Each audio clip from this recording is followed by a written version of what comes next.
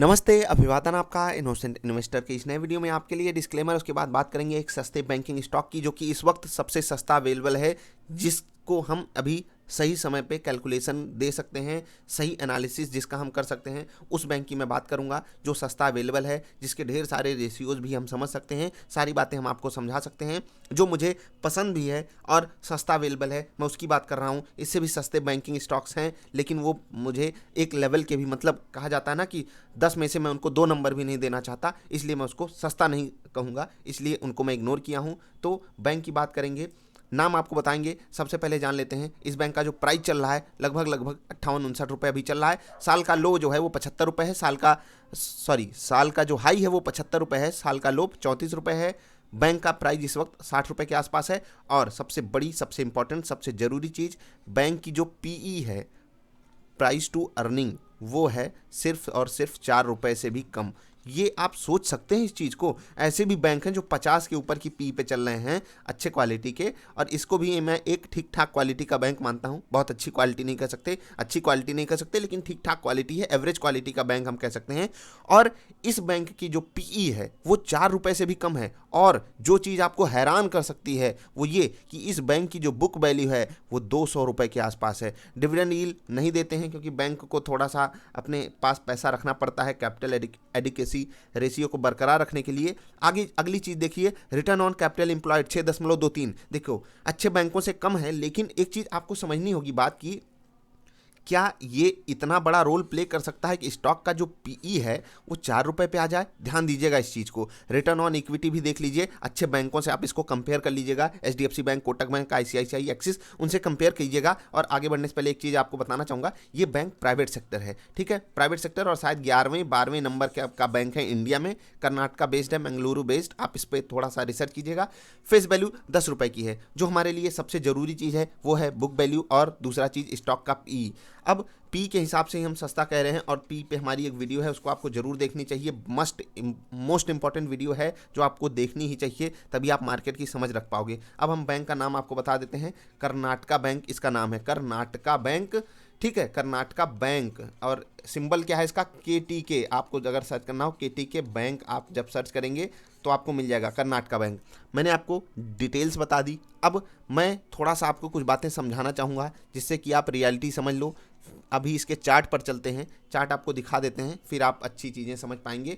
Chart हम आपको दिखा रहे हैं, मंथली कैंडल हम लगा कर रखे हुए हैं, और अभी आप देखेंगे लगभग 58 रुपये 35 पैसे के आसपास चल रहा है। वहाँ पर भी हमने यही रेट लगभग देखा था, ठीक है। अगर आप देखेंगे 3 महीने इसके लिए पिछले बहुत अच्छे गए हैं। और अगर आप कोरोना लो से बात करेंगे, लगभग 75% के आसपास का रिटर्न दे चुका है। लेकिन इसमें जो खतरनाक चीज़ है जो इस बैंक में हमें दिख रही है, आप 2017 में जो हाई बना था, उसके बाद एक लगातार डाउन ट्रेंड आप देख पा रहे होंगे। इस डाउन ट्रेंड का हमें ब्रेकआउट यहाँ पर भी मिला, फेल हो गया। अब 2020 ने क्या ना कराया, सो थोड़ा वो आपको यहाँ पर दिख रहा है।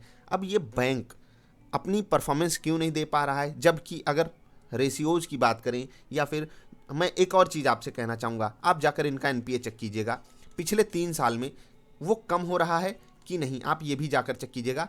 मैं आपको बता दे रहा हूँ, एनपीए भी ये पिछले 3 साल में कम ही किए हैं, नेट एनपीए भी, ग्रॉस एनपीए भी। उसके बावजूद ये स्टॉक सस्ता क्यों है, उसका एक्सप्लेनेशन करेंगे। क्या ये जो बुक वैल्यू है, या ये हमें कुछ संकेत दे रही है? क्या ये बैंक हमको लेना चाहिए? क्या आपको ये बैंक पोर्टफोलियो में डालना चाहिए? वो भी समझाऊंगा। आगे बढ़ता हूँ, चलते हैं चार्ट पर। चार्ट पर हम आ गए हैं, आपको मैं समझा रहा हूँ कि ये बैंक भले प्राइवेट है, लेकिन जो इनकी फंक्शनिंग है वो ग्रोथ बेस्ड नहीं है। यानी कि ये बैंक ग्रोथ पे फोकस कम करता है, नई ब्रांचेस नहीं खोलना चाहता। मतलब खोलते तो सारे बैंक्स हैं, अपने एटीएम्स आगे हर, देखो एक केस होता है कि हम करना चाहते हैं, और एक केस होता है कि हम करके दिखा रहे हैं। जैसे कि अगर आप इस पे जाओगे, कोटक बैंक जाकर सर्च कीजिएगा कि 5 साल पहले ये बैंक कितना बड़ा था। मतलब मैं फिजिकल साइजेस की बात कर रहा हूँ, कि जब आप रियलिटी में सिटी टू सिटी विजिट कर रहे हो, वहाँ पर देखिए, समझने की कोशिश कीजिए कि 5 साल में कोटक महिंद्रा बैंक ने कितने परसेंटेज टर्म्स में कितनी बड़ी ग्रोथ दिखाई है। नंबर ऑफ एटीएम्स में, नंबर ऑफ ब्रांचेस में, नंबर ऑफ सर्विसेज में। और कोटक का ये जो बैंकिंग है, कोटक 811, इसने एक रेवोल्यूशन लाया था प्राइवेट बैंकिंग में, कि आपको एक अकाउंट मिल सकता है प्राइवेट बैंकिंग में, जीरो बैलेंस अकाउंट मिल सकता है, और क्या हो सकता है उसमें, आप ये अकाउंट घर से खोल सकते हो। और ये बहुत बड़ा रोल प्ले किया कोटक को एक बेहतरीन से बेहतरीन, इवन मेरा सबसे प्यारा, सबसे फेवरेट बैंक बना देने में। ठीक, मैंने कोटक की बात की, लेकिन फिर से आते हैं कर्नाटका बैंक पे, केटीके बैंक पे। अब केटीके बैंक सस्ता क्यों अवेलेबल है? मैंने कहा ग्रोथ पे फोकस करना एक अलग चीज़ होती है, ग्रोथ करके दिखाना एक अलग चीज़ होती है। अगर आप कर्नाटका बैंक को जाकर देखोगे तो आपको पता चलेगा कि ग्रोथ सोचते तो हैं, कहते तो हैं, लेकिन दिखती नहीं, ना ही ब्रांचेस के टर्म्स में, ना ही जो आप लोन वगैरह बांटते हो उन टर्म्स में। मतलब हर जगह बिल्कुल एक सरकारी बैंक की तरह, मतलब आहिस्ते आहिस्ते चल रहे हैं, सारी चीज़ें हो रही हैं, जो हो रहा है सो अच्छा हो रहा है, जो होगा वो अच्छा होगा। कुछ इस तरीके का माहौल इस बैंक का है, चाहे आप रियल टर्म्स में करो, चाहे आप स्टॉक मार्केट में करो। स्टॉक मार्केट में आप देखोगे ऐसे स्टॉक्स को, ऐसे किसी भी स्टॉक को, चाहे वो बैंकिंग सेक्टर का हो या किसी भी सेक्टर का स्टॉक हो, बाजार सम्मान नहीं देना चाहती है, और उसी का परिणाम आप देख रहे होंगे। अब ये स्टॉक अगर आप पी के टर्म्स में कैलकुलेट करोगे, बहुत बहुत बहुत सस्ता स्टॉक है, आप सोच भी नहीं सकते 4 रुपए के पी पे कोई स्टॉक आपको मिल रहा है। इससे बेटर अपॉर्चुनिटी आपके लिए कुछ हो ही नहीं सकती कि आपको एक प्राइवेट सेक्टर बैंक जो कि प्रॉफिट देता है, जिसकी बुक वैल्यू 200 रुपये के आसपास है, ठीक है, जो मैं इस रिटर्न ऑन इक्विटी को बहुत अच्छा नहीं कहता, लेकिन बुरा भी मैं इसको नहीं कह सकता इस रिटर्न ऑन इक्विटी को, और फिर भी आपको इतना सस्ता मिल रहा है। लेकिन जो मैंने आपको सच्चाई बताई कि बैंक कहता तो है कि हम ग्रोथ करना चाहते हैं, करने की कोशिश भी कर रहे हैं, लेकिन रियलिटी कहीं और बसती है। तो आई होप आपको बातें समझ में आ गई होगी कि बाजार में सम्मान कौन से स्टॉक्स पाते हैं। अब बात करते हैं कि क्या ये स्टॉक आपको लेना चाहिए या नहीं। देखो, अगर ये स्टॉक आप लेना चाहते हो तो मैं 2 टर्म्स में बात करूंगा। पहली टेक्निकल टर्म्स के थ्रू ही, और फंडामेंटली मुझे एक स्टॉक पसंद होना चाहिए, तभी मैं आपको रिकमेंड करता हूं। मैं थोड़ा सा पीछे लेकर चलूंगा आपको। दिवाली पोर्टफोलियो जब मैं आपको रिकमेंड कर रहा था कि जो मेरे प्यारे स्टॉक्स हैं, मैंने आपसे एक वादा किया था कि अगर यहाँ से निफ्टी 10% ऊपर जाएगी तो हमारा पोर्टफोलियो मिनिमम टू मिनिमम 12-15% ऊपर जाना चाहिए। और उसी बेस पे मैंने एक बैंक आपको सेलेक्ट करके दिया था। एक बैंक मैंने पहले भी आपको सेलेक्ट करके दिया था, कोटक महिंद्रा बैंक, और ये लगभग मैंने 4 महीने पहले सेलेक्ट किया था और आपको बताया था कि कोटक बैंक खरीद लीजिए, बहुत ही बेहतरीन है, प्राइस भी बढ़िया है, खरीदने लायक बैंक है इस वक्त। और कोटक बैंक उस वक्त जिसने खरीदा, चांदी है उसकी। खैर, कोटक बैंक इग्नोर कीजिए, अभी हम फोकस करते हैं कर्नाटका बैंक पे। मैं आपको बता रहा हूँ कि जब मैं एक दूसरा बैंक, मैं उसका नाम नहीं डिस्क्लोज कर रहा हूँ यहाँ पर, जब उस बैंक को मैंने आपको रिकमेंड किया था दिवाली वाले दिन कि आपको खरीदना चाहिए, उस दिन मैं इस बैंक को करना चाहता था। और मैं आपको बता दूं कि ढेर सारी कैलकुलेशंस हमने करी थी इस बैंक को, यानी कि कर्नाटका बैंक को, और अपने उस बैंक को कैलकुलेट करने में। और मुझे, मतलब कहते हैं ना कि अगर उस बैंक को 10 नंबर मिल गए थे तो इनको भी 9 नंबर मिले थे। यानी कि अगर मैं उस बैंक को नहीं सेलेक्ट करता तो इसी बैंक को सेलेक्ट करता। आपको कब देने के लिए? जब आपको मैं 14 नवंबर की मतलब डेट में ख़रीदारी करने के लिए बोल रहा था। तो उस वक्त ये स्टॉक कितने का अवेलेबल था? लगभग 45 रुपये का। और अभी कितने का अवेलेबल है? 58 रुपये का। तो आप ग्रोथ देख सकते हैं कितनी बढ़िया आपको दिखाया है उस वक्त के हिसाब से टेक्निकल टर्म्स में। ठीक है, बहुत बढ़िया इसने ग्रोथ दिखाई है। अब कुछ लोगों को मतलब दिल पे झटका लग सकता है कि भाई तुम ये तो बता दे रहे हो कर्नाटका बैंक इतना बढ़िया भाग गया, आप देने वाले थे तो जो दिए हो उसका भी बता दो वो कितना भागा है। तो उसका हम चार्ट दिखाएंगे, नाम नहीं डिस्क्लोज कर सकते क्योंकि वो मेंबर्स ओनली वीडियो है। तो चलिए हम उस बैंक का भी आपको चार्ट दिखा देते हैं और आप समझने की कोशिश कीजिएगा।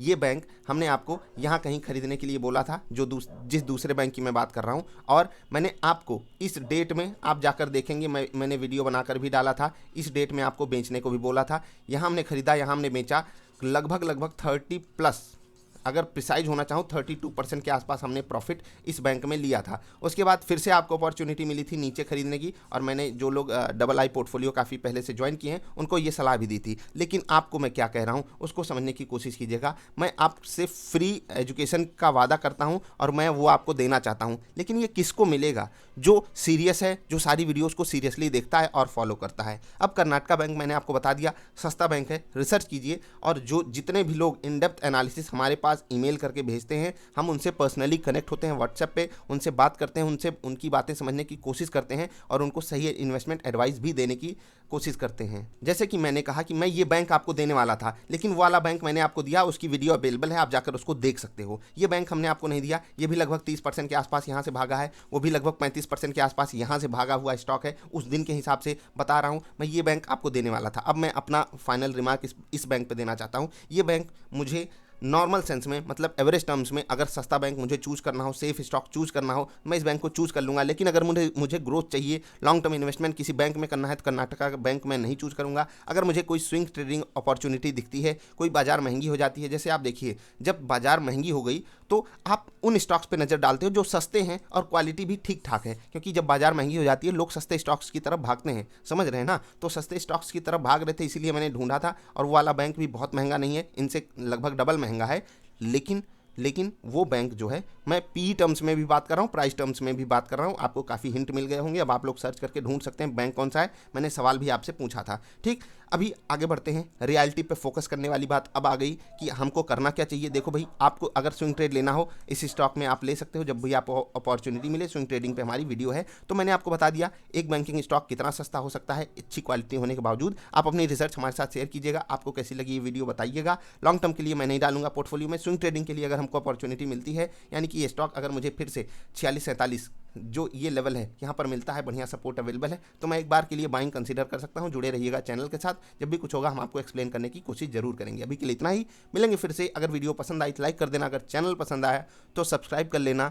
अगर आपको वैल्यूएबल इन्फॉर्मेशन से मतलब है तो जुड़िएगा, बाकी हवाई बातें होती रहती हैं, हम भी करेंगे आने वाले समय में, क्योंकि डिमांड उसी की होती है। आप लोग सच्चाई जानकर हैरान रह जाओगे, इतनी डिमांड आती है औने पौने स्टॉक के बारे में बात करने की कि मैं दंग रह जाता हूं कि सच्चाई तो यही है इस बाज़ार की। आप दंग रह जाएंगे कि अगर 2-4 क्वालिटी स्टॉक्स पे वीडियो डिमांड की जाती है तो 20-40 2 कौड़ी के रद्दी स्टॉक्स पे वीडियो डिमांड की जाती है।